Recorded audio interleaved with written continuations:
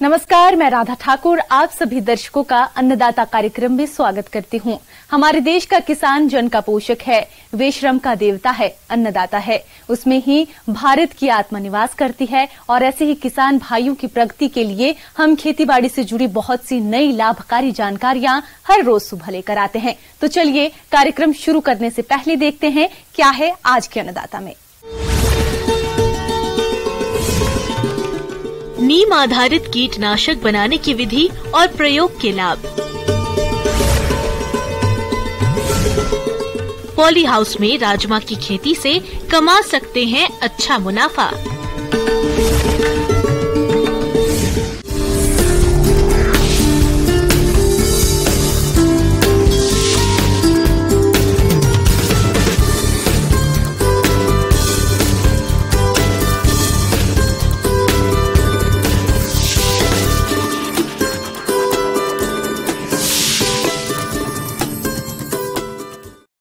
किसान भाइयों, किसी फसल के सफल उत्पादन में कई बाधाएं आती हैं, जिनमें से एक है हानिकारक कीटों का प्रकोप और किसान इन कीटों की रोकथाम के लिए अक्सर रासायनिक दवाओं का प्रयोग करते हैं, जिससे वातावरण तो प्रदूषित होता ही है, साथ ही इन दवाओं का हानिकारक प्रभाव मानव स्वास्थ्य पर भी पड़ता है।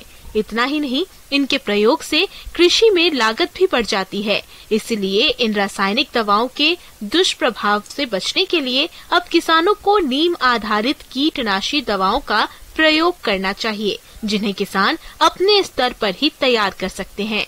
देखिए ये खास रिपोर्ट।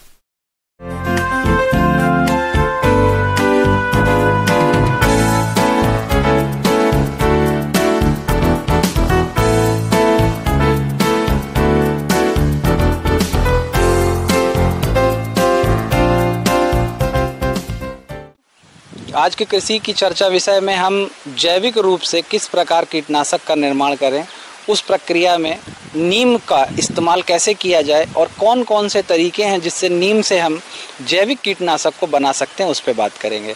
तो जैसा कि किसान भाइयों आप जानते हैं कि सर्वत्र भारत में कोई भी ऐसा क्षेत्र नहीं है जहाँ पे नीम का वृक्ष नहीं पाया जाता। इसके साथ साथ हमारे क्षेत्र में कई और भी ऐसे पौधे होते हैं जिनका हम इस्तेमाल कीटनाशक बनाने के लिए कर सकते हैं। तो आज सबसे पहले हम बात करेंगे नीम के जैविक कीटनाशक बनाने की विधि। आज खेती में रासायनिक उर्वरक और खाद का प्रयोग निरंतर बढ़ता ही जा रहा है। ऐसे में रासायनिक खाद से पैदा हुए फल, सब्जी और अनाज के सेवन से कई प्रकार के रोग उत्पन्न हो रहे हैं। इसे देखते हुए सरकार की ओर से जैविक खेती को बढ़ावा दिया जा रहा है और इसी के तहत आज हम नीम से बने हुए कीटनाशी की चर्चा करेंगे। नीम एक ऐसा अद्भुत पेड़ है जिसे वैद्य की संज्ञा दी जाती है। इसकी पत्तियों से लेकर तने तक उभरे सूखे छिलके, निबोली, यहाँ तक कि पत्तियों के तिनकों में भी औषधीय गुण छुपे रहते हैं। इससे किसान भाई आसानी से बहुत कम लागत में घरेलू नीम कीटनाशक बना सकते हैं। सबसे पहले किसान भाइयों आप जो है नीम की पत्तियों को इकट्ठा कर लें। इसकी मात्रा आपकी जैविक कीटनाशक बनाने की मात्रा पर निर्भर करती है।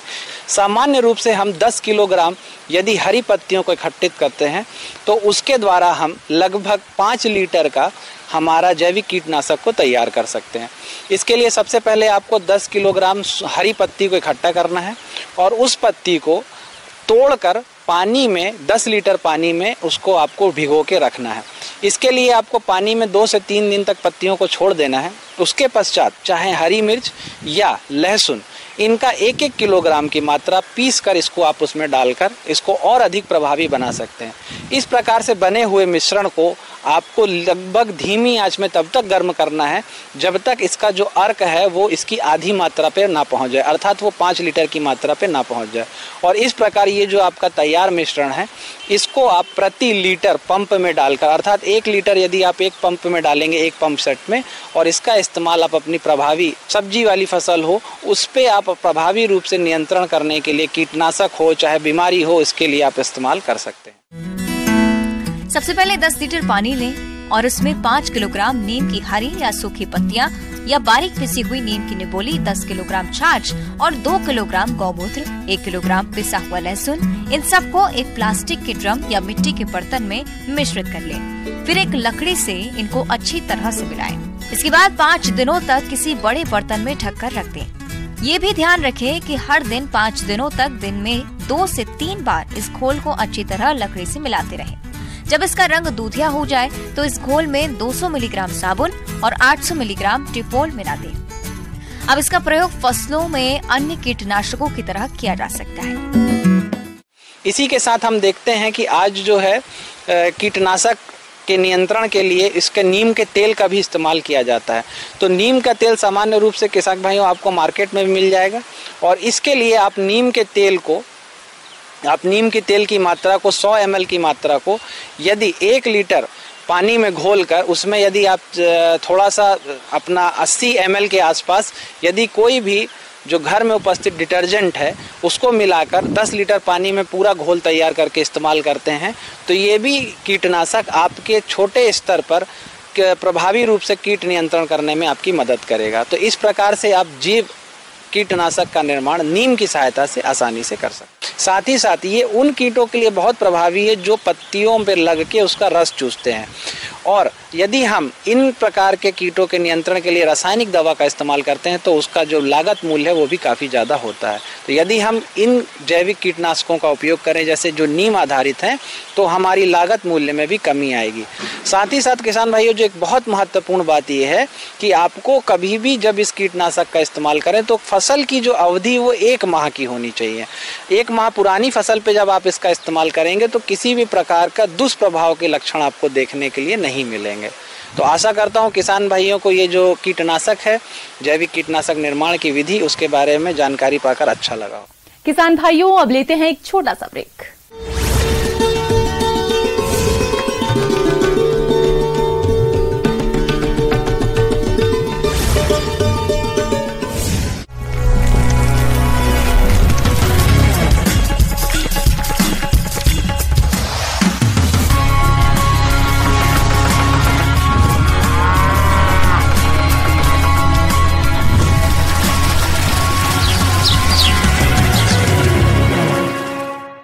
ब्रेक के बाद आप सभी दर्शकों का अन्नदाता कार्यक्रम में स्वागत है।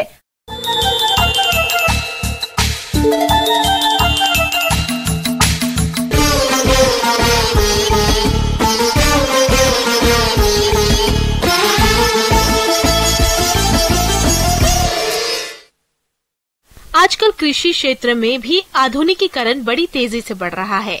आज किसान पॉली हाउस में बेमौसमी सब्जियों की खेती कर अच्छा मुनाफा कमा रहे हैं क्योंकि बाजार में जो सब्जियां पहले आती हैं उनका दाम अधिक मिलता है।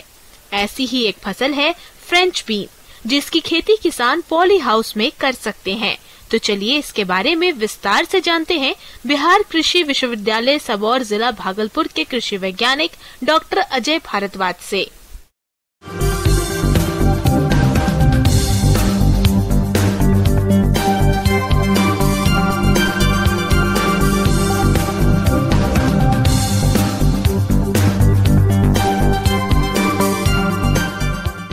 किसान भाइयों, आज मैं आपको एक ऐसी फसल के बारे में बताना चाहता हूं जिस फसल का नाम है फ्रेंच बीन।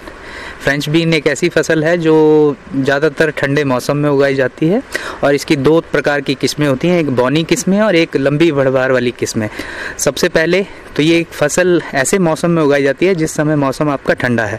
तो इसको हमने जो हम पॉली हाउस में लगाते हैं तो इसको अगस्त से स्टार्ट कर सकते हैं। अगर आप अगस्त एंड में इसको लगाते हैं तो भी इसकी बढ़वार जो होती है वो अच्छी हो जाती है। अगस्त एंड में लगाकर आपको लगभग 1 से 1.5 महीने के अंदर इसके अंदर फ्लावरिंग आ जाती है और 2 महीने के अंदर इसके अंदर फ्रूट बनना चालू हो जाता है। तो इस फसल में जो मैंने आपको बताया कि लंबी किस्में होती हैं और बौनी किस्में होती हैं। तो लंबी किस्म में जो वैरायटीज़ आती हैं उसके अंदर केंटुकी वंडर है या SBM1 है या लक्ष्मी है। उसके अलावा जो एक प्राइवेट कंपनी का हाइब्रिड है उसको हमने यहाँ पर लगाया हुआ है जिसका नाम है मोरालेडा। फ्रेंच बीन की खेती लगभग सभी प्रकार की मिट्टी में की जा सकती है। अच्छे जल निकासी वाली जीवांश युक्त बलुई दोमट से लेकर दोमट मिट्टी जिसका पीएच मान 6 से 7 के बीच हो, फ्रेंच बीन की खेती के लिए अच्छी होती है। इसके लिए सबसे पहले पॉली हाउस में मिट्टी को अच्छी तरह से भुरभुरा कर जमीन से उठी क्यारियां बनाएं। क्यारियों को बनाते समय इनके बीच की दूरी 30 सेंटीमीटर रखें और क्यारियों की चौड़ाई लगभग 1 मीटर रखें। इसके बाद क्यारियों पर ड्रिप लाइन बिछाएं। और जब हम पॉली हाउस में बनाते हैं तो हम 1 मीटर चौड़ा जो है बेड बनाते हैं। 1 मीटर चौड़ा बेड बनाने के बाद तो उसके अंदर गोबर की गली सड़ी खाद जो है वो उसके अंदर मिलाई जाती है। मिलाने के बाद साथ में ही कुछ फर्टिलाइज़र भी मिलाए जाते हैं, जिसमें DAP हो गया, SSP हो गया, MOP हो गया, या और कुछ यूरिया भी हम मिला सकते हैं। बीज की दर जो होती है वो बौनी किस्मों में ज़्यादा बीज की ज़रूरत होती है, क्योंकि उसके अंदर बीज दर ज़्यादा होता है, लगभग 70 किलो के आसपास, 70 किलो प्रति हेक्टेयर के हिसाब से उसमें बौनी किस्मों में बीज लगता है। जबकि जो लंबी बढ़वार वाली या पोल बीन जिनको बोला जाता है, उसके अंदर लगभग 30 से 40 किलोग्राम प्रति हेक्टेयर की दर के हिसाब से बीज की ज़रूरत होती है। दूसरा, जब बेड तैयार हो जाता है, बेड तैयार करने के बाद हम उसके अंदर हल्की सिंचाई करते हैं बेड के अंदर बीज बोने से पूर्व, क्योंकि इसकी बीज की बुआई डायरेक्ट होती है। इसको क्यारी बनाने की या नर्सरी तैयार करने की इसमें आवश्यकता नहीं पड़ती है। सीधा बीज जो है आपने बेड के ऊपर लगाना है। तो बीज लगाने से पूर्व आपने बेड के ऊपर हल्का सा सिंचाई जो है हल्की सिंचाई आपने देनी है, और सिंचाई करने के बाद जब नमी हो आपके खेत में तब उसके बीजों को आपने लगाना है। फ्रेंच लाइन के बीज को खेत में लगाने से पहले उन्हें कार्बेंडाजिम या थीरम दवा से उपचारित कर लें। इसके बाद बीजों को बनाई गई क्यारियों में बोएं। इसके बीज से बीज की दूरी 20 सेंटीमीटर और कतार की दूरी लगभग 30 सेंटीमीटर रखते हुए बोनी करें। रोपाई के 10 से 15 दिन बाद फसल को कीटों से बचाने के लिए नीम आधारित कीटनाशक दवा का छिड़काव करना सही रहता है। लगाने के बाद जब इसके बढ़वार चालू होती है तो इसको ट्रेन करने की ज़रूरत पड़ती है, क्योंकि ज़मीन पे आप अगर इस बीन्स को छोड़ेंगे तो इसकी जो क्वालिटी होती है, फलों की जो क्वालिटी होती है वो अच्छी नहीं आती है, और बीमारियां आने के चांसेस जो हैं वो बढ़ जाते हैं। तो इस फसल को जब ऊपर चढ़ाना है तो ऊपर चढ़ाने के लिए हम रस्सियों का इस्तेमाल करते हैं। प्लास्टिक की रस्सियाँ हो गई या नाइलॉन की रस्सियाँ जो होती हैं, हम सीधे इनको ऊपर चढ़ाते हैं, और ऊपर चढ़ाने के बाद इसको रस्सी के सहारे लपेटते जाते हैं ताकि ये फसल जो है ग्रोथ करती रहे। इसकी फसल की जो मैक्सिमम हाइट वो 4 से 5 मीटर तक चली जाती है। 12 फीट आप एवरेज मान के चले कि इतनी ऊंचाई तक ये फसल जो है चली जाती है। यूं तो फ्रेंच बीन दलहनी फसल है, लेकिन नत्रजन स्थिरीकरण के लिए नोड्स नहीं बनते हैं, इसलिए फसल में नत्रजनीय उर्वरकों का प्रयोग करना पड़ता है। चूँकि पॉली हाउस में ड्रिप लगी रहती है, इसलिए अच्छे उत्पादन के लिए घुलनशील उर्वरकों का प्रयोग करें। तो ड्रिप इरिगेशन के तहत हम जो फर्टिलाइज़र, जो घुलनशील फर्टिलाइज़र जैसे NPK 18-18-18 या NPK 19-19-19, उसकी मात्रा लगभग 2 से 3 ग्राम प्रति लीटर पानी में मिलाकर उसकी मात्रा को हम हफ्ते में 2 बार इसकी ड्रिप इरिगेशन से छोड़ते हैं, ताकि इसकी फर्टिलाइजेशन की रिक्वायरमेंट जो ज़रूरत है वो पूरी हो सके। दूसरी बात ये आती है कि अगर इसके अंदर कटाई छटाई जब हम करते हैं, जब बीच में फसल में पत्तियाँ पीली पड़ जाएँ या खराब हो जाए पत्तियां, तो उसकी कटिंग भी हम करते हैं। जो ज़मीन से सटी हुई पत्तियां हैं उसके 3 से 4 नोड तक हम उसकी कटिंग करते हैं। कटिंग करने से ऐसा होता है कि जो पानी के छींटे से या मिट्टी के साथ जो लग के पत्तियां जो खराब हो जाती हैं, उससे हम पौधे को बचा सकते हैं, बीमारी को फैलने से बचा सकते हैं। पॉली हाउस में खरपतवारों का प्रकोप कम होता है, फिर भी पौधों की अच्छी बढ़वार हो, इसके लिए समय समय पर निदाई गुड़ाई कर खरपतवारों को निकालते रहें। साथ ही भूमि में नमी की कमी होने पर निश्चित अंतराल पर ड्रिप द्वारा सिंचाई करें। पॉली हाउस में फ्रेंच बीन की लंबी बढ़ने वाली किस्मों की खेती की जाती है, इसलिए पौधों की बढ़वार अवस्था पर इनको सहारा देना चाहिए। दूसरा, जो सिंचाई जो हम इसके अंदर करते हैं, सिंचाई हमें लगातार अंतराल पे करनी चाहिए, क्योंकि ये जो फसल है इसकी जड़ें काफ़ी उथली होती है, यानी ज़मीन के आसपास ही होती है, बहुत ज़्यादा गहरी इसकी जड़ें नहीं होती। तो ऐसी फसल में हमेशा ये ध्यान रखना होता है कि आप ज़्यादा पानी ना दें, पानी जितना ज़रूरत है पौधे को उतना ही पानी दें। दूसरी बात आती है कि इसमें बीमारियों का प्रकोप या कीटों का प्रकोप कितना रहता है। बीमारियां भी कई प्रकार की बीमारियां हैं जो इसके अंदर आती है। अगर आपको ऐसे पत्ते आपके पौधों के ऊपर दिखाई दें तो उस अवस्था में आप कार्बेंडाजिम या मैनकोजेब का जो स्प्रे है वो आप करें 10 दिनों के अंतराल पर। दूसरा आता है कीटों का प्रकोप। अगर जो कीट आपकी फसलों में लग रहे हैं, ज़्यादातर एफिड जो माहू या चैपा जिसको बोला जाता है वो लगता है। रेड स्पाइडर माइट जिसको लाल मकड़ी भी बोला जाता है, वो उसका भी प्रकोप इस फसल के अंदर ज़्यादा रहता है। तो ऐसी बीमारियों से या ऐसे कीटों से बचने के लिए आप इमिडाक्लोप्रिड जो एक दवाई है उसका स्प्रे कर सकते हैं। उसके स्प्रे के लिए 1 मिलीलीटर 1 ml दवाई को 3 लीटर पानी में घोल बनाकर आप छिड़काव करेंगे तो उससे काफ़ी हद तक बचा जा सकता है और अपनी फसल को आप बचा सकते हैं। अब आती है इसकी तुड़ाई की बात। तो इसकी तुड़ाई जो होती है वो लगभग 60 से 70 दिन के बाद चालू कर सकते हैं और इसकी तुड़ाई काफ़ी लंबे दिनों तक चलती है, काफ़ी ज़्यादा दिनों तक चलती है। एक बार फल बनने के बाद इसकी 3 से 4 महीने, अगले 3 से 4 महीने इसकी तुड़ाई लगातार चलती रहती है। तो आशा है कि आप लोग पॉली हाउस में या फिर ओपन फील्ड में इस फसल की खेती जब करेंगे तो आपको अत्यधिक मुनाफा होगा। धन्यवाद। आगे और भी है खेतीबाड़ी से जुड़ी हुई बहुत सी रोचक जानकारियां। यहाँ रुकेंगे एक छोटे से ब्रेक के लिए।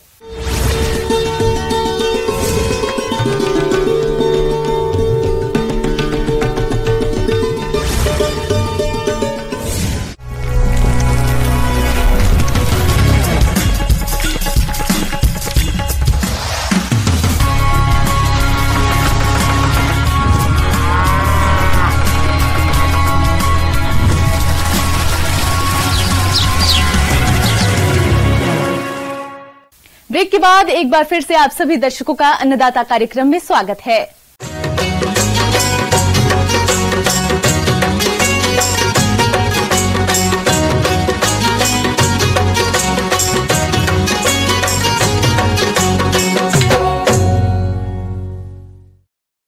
फूल गोभी काफी लोकप्रिय फसल है जिससे किसानों को काफी मुनाफा भी होता है, लेकिन कई बार सही उर्वरक प्रबंधन नहीं करने पर फसल में अनेक प्रकार के विकार उत्पन्न हो जाते हैं, जिससे फूल गोभी की क्वालिटी खराब हो जाती है और बाजार में किसानों को ऐसे उत्पाद का अच्छा दाम नहीं मिलता है।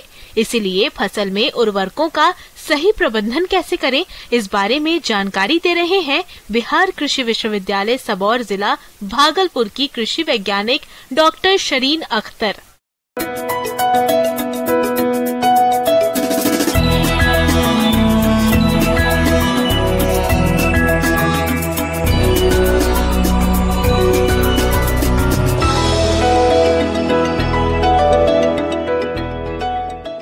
आज हम लोग बात करेंगे फूल गोभी के पोषक तत्व के बारे में।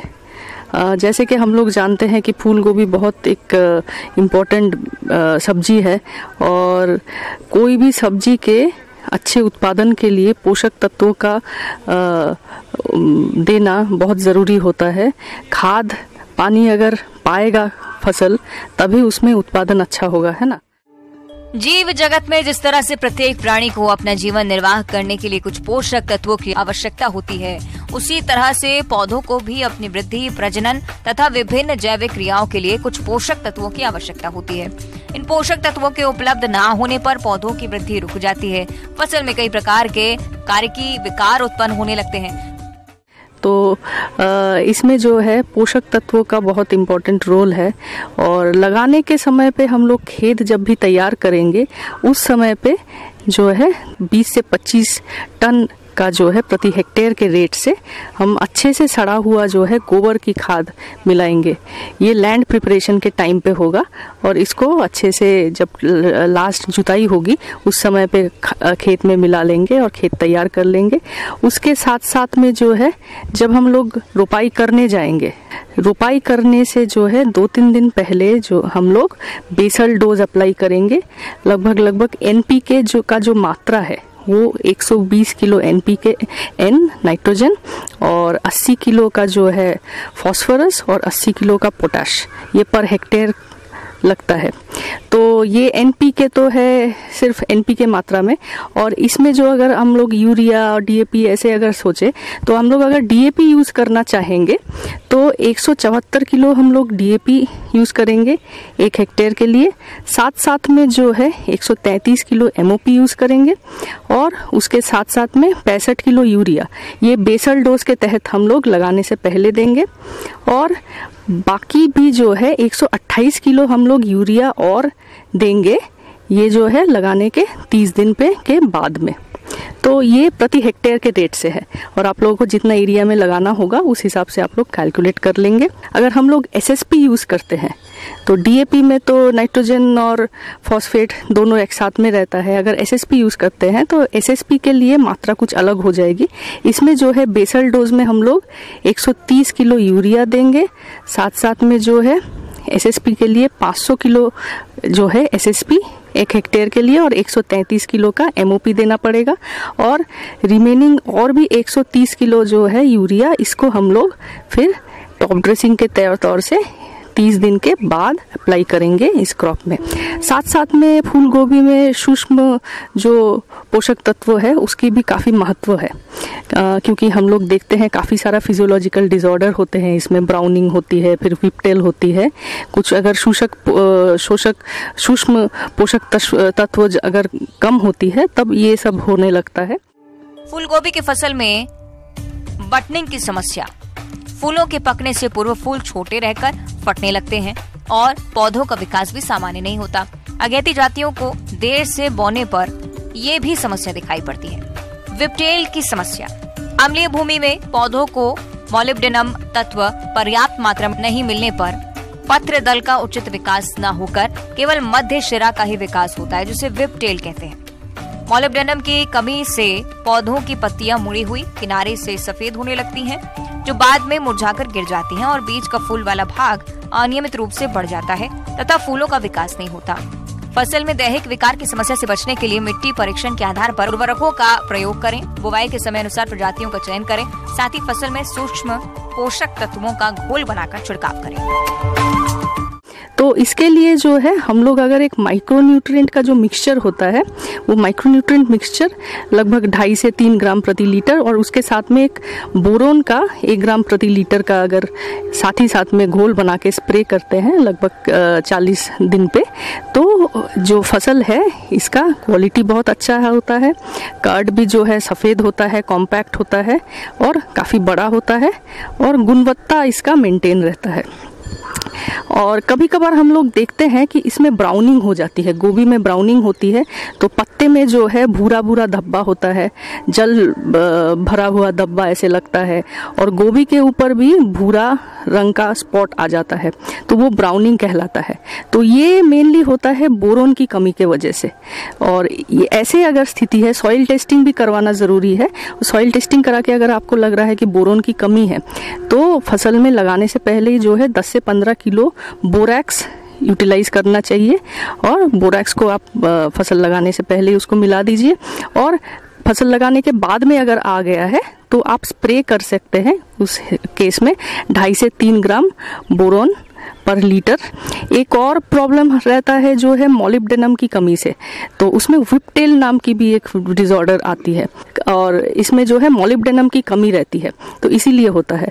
तो इससे जो है मुक्ति पाने के लिए जो है हम लोग सोडियम मोलिब्डेट या एमोनियम मोलिब्डेट का यूज़ कर सकते हैं।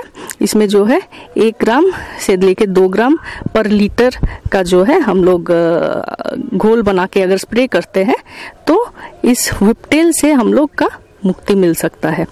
साथ साथ में जो है वेजिटेटिव स्टेज जब रहता है तो इसमें अच्छे से ग्रोथ होगा, तभी जो है फूल अच्छे से आएंगे।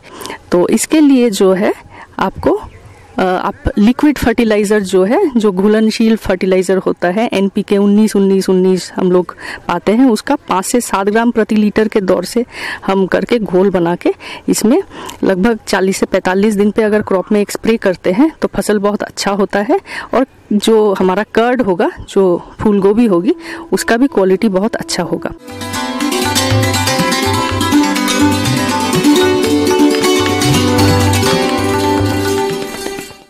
आइए जानते हैं अन्नदाता निशुल्क फोन के माध्यम से पूछे गए समस्याओं का समाधान।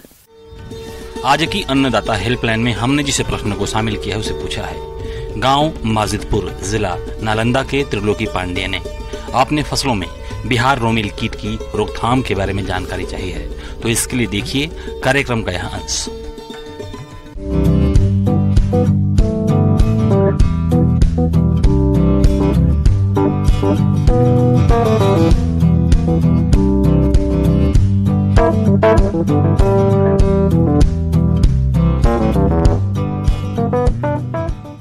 आज हम मुखातिब हुए हैं, जो आज का विषय का चर्चा का विषय है वो है जितने तरह के रोमिल कीट होते हैं, रोएदार पिल्लू होते हैं, उन कीटों का जो खड़ी फसल में नुकसान होता है उसको कैसे पहचानें, कब होता है, क्यों होता है और उसका निदान कैसे करें। जो रोमिल कीट है, रोएदार कीड़ा है, हेरी कैटरपिलर है, वो कई तरह के होते हैं और ये जो कीड़ा है, इस कीड़ा का जो लार्वा होता है वही क्षतिकारक होता है। बिहार बालों वाली सुंडी प्रदेश में दालों, तिलहन, अनाज, कुछ सब्जियों और जूट की फसल को काफी नुकसान पहुंचाती है। ये रोएदार पिल्लू फसल की पत्तियों को बुरी तरह खा जाती हैं, जिससे पत्तियां जालीदार बन जाती हैं और पौधों में प्रकाश संश्लेषण की क्रिया बाधित हो जाती है। पैदावार में हानि संक्रमण की तीव्रता और मौसम की स्थिति के अनुसार भिन्न होती है, क्योंकि 18 से 33 डिग्री सेल्सियस तापमान इस प्रजाति के विकास के लिए अनुकूल होता है। अब हम आते हैं इसके निराकरण के लिए, इसके कंट्रोल के लिए, नियंत्रण के लिए क्या किया जाए। डाइक्लोरभास नाम का जो कीटनाशी है उसका 1 ml प्रति लीटर पानी में घोल बना करके इसका भी वैकल्पिक रूप में छिड़काव कर सकते हैं। इस तरह से आप सपरमेथ्रिन को भी 1 ml 2 ml कीटनाशी प्रति लीटर पानी में घोल बना करके इसका भी छिड़काव कर सकते हैं। लेकिन सावधानी की बात यह है और ध्यान देने की बात यह है कि पिल्लू चूँकि रोएदार होते हैं, इसके लिए कोई भी वेटिंग एजेंट जैसे एस्टिकोल, टिपोलेजी, ट्राइटोन में से किसी एक का आधा ml प्रति लीटर पानी में घोल बना करके छिड़काव घोल के साथ मिलाना जरूरी है। तो हम आशा करते हैं कि किसान भाई हमारे सुझाए गए सभी उपाय को अपने अमल में लगा करके अपने फसल को रोएदार पिल्लू से होने वाले नुकसान को बचा पाएंगे और भरपूर उपज ले पाएंगे। किसान भाइयों, कृषि संबंधित समस्या और सुझावों के लिए आप हमें इस पते पर संपर्क कर सकते हैं। प्रोड्यूसर अन्नदाता news 18 Bihar Jharkhand, Ramoji film city Hyderabad 501512। साथ ही आप हमें ईमेल भी कर सकते हैं। हमारा ईमेल है p18annadatabihar@nw18.com। इसके अलावा आप हमें निशुल्क हेल्पलाइन नंबर 180088922163 पर सोमवार से शनिवार सुबह 10 से शाम 4 बजे के बीच संपर्क कर सकते हैं। अब समय हो रहा है आपसे विदा लेने का। कल फिर मुलाकात होगी कृषि से जुड़ी महत्वपूर्ण जानकारियों के साथ। तब तक के लिए नमस्कार।